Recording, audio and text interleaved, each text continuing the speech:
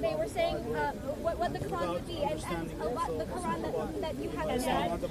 Unfortunately, the history that I found was that there were multiple different versions, and I know that, and that many people came to him and said, okay, well, which one is the right one? And Muhammad said, no, focus on. I also loved the Islamic value of peace, and that Islam was not born through war, and I love that.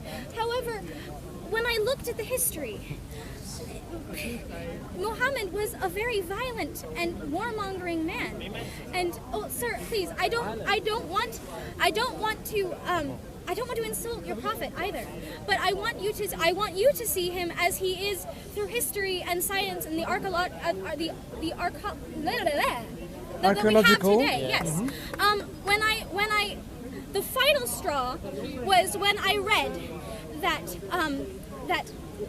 Muhammad was allowed. I read that Muhammad had allowed men in war to take already married women as their wives. And I said, well, surely there must be some kind of context for that. Surely Muhammad wouldn't encourage the rape of married women by his own people. If he had the command, surely he would have stopped them. And I read every... This is in the Quran you read? Yes. Okay. I read, is it Surah 4? I think it's, I don't remember. I'm sorry. I wish I could. That's fine. I'm so sorry. Fine. Just carry on. And I asked questions and I'm sorry. And I was heartbroken to even learn that. Sir, please do not mistake my tears for manipulation. No. I don't talk about your tears. But you said Muhammad is violence. But can you let us speak first?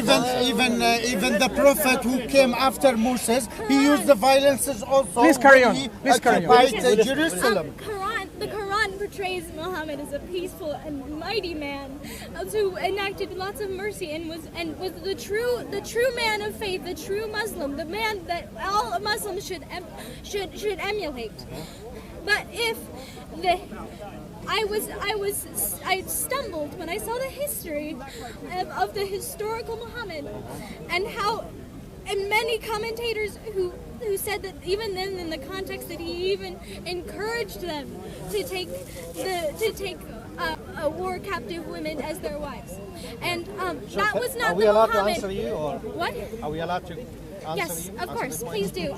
These are questions that led me away from Islam, and I can tell you how I was led to Christianity, but I know that you would have to be convinced away from Islam in order to do that.